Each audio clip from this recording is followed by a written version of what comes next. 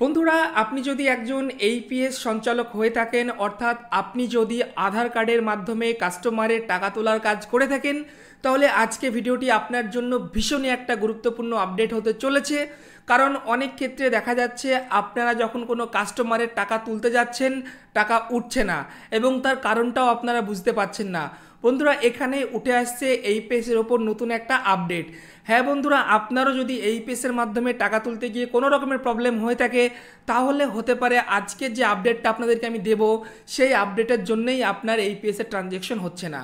তো বন্ধুরা, প্রত্যেক দিন একটার পর একটা আপডেট চলেই আসছে এনপিসিআই এর তরফ থেকে, যারা আধার কার্ডের মাধ্যমে টাকা তোলার বিজনেস করছেন তাদের ওপরে।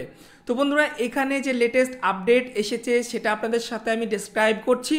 তো এখানে বন্ধুরা অনেক রিটেলার এমন রয়েছেন যাদের এইপিএস আইডি আছে, যাদের দোকান আছে, তারা দোকান থেকেও কাজ করেন এবং অনেকেই রয়েছেন দোকান ছাড়া বাড়িতে এসেও তারা কাজ করেন। তো বন্ধুরা, এখানেই নতুন আপডেটটা এসেছে।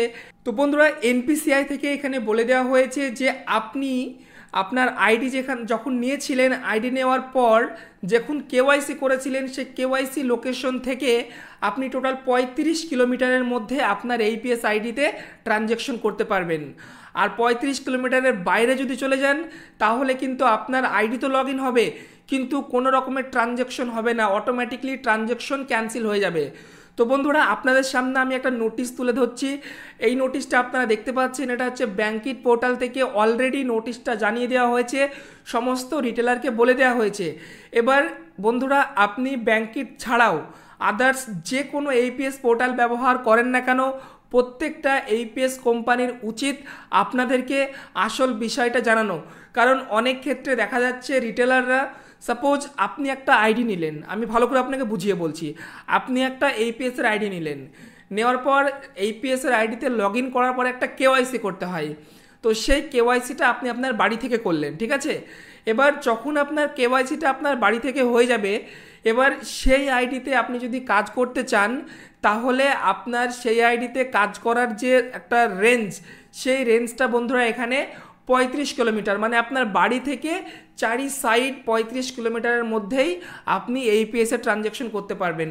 যদি এই 35 কিলোমিটারের বেশি হয়ে যায়, সাপোজ আপনি এমন একটা জায়গায় আপনার দোকান আছে, বাড়ি থেকে অনেকটা দূরে, 40-50 কিলোমিটার দূরে, হয়তো সপ্তাহে একদিন করে বাড়ি আসেন, তো এই অবস্থায় কি হবে, আপনি যখন আপনার দোকানে যাবেন তখন কিন্তু সেখানে গিয়ে এইপিএসের কাজ করতে পারবেন না, সরাসরি ট্রানজ্যাকশনকে আপনার এনপিসিআই থেকে ডিক্লাইন করে দেবে।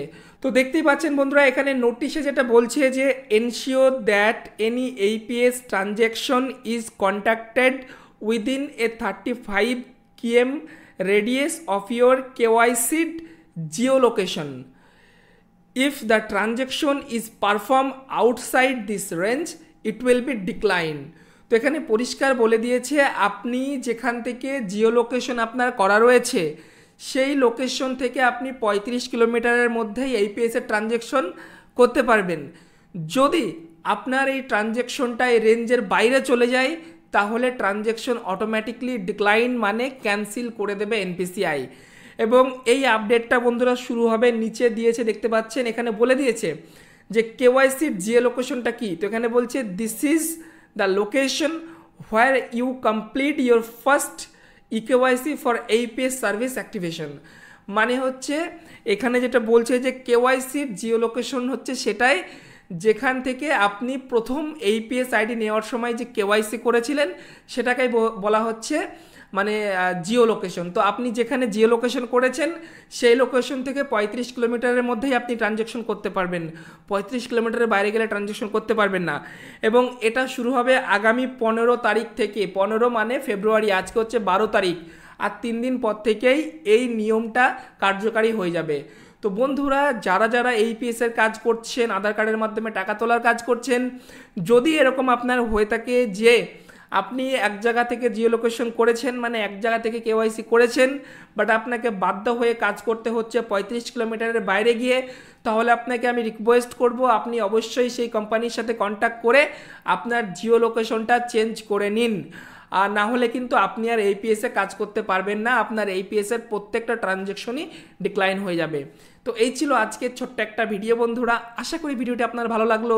যদি ভালো লাগে অবশ্যই একটা লাইক করবেন, বন্ধুদের সঙ্গে শেয়ার করবেন, আর চ্যানেলে নতুন হলে অবশ্যই চ্যানেলটিকে সাবস্ক্রাইব করবেন। আজকের জন্য এই পর্যন্তই, দেখা হবে পরবর্তী আরেকটা ফ্রেশ ভিডিওতে। ততক্ষণের জন্য আপনারা সবাই ভালো থাকবেন, সুস্থ থাকবেন।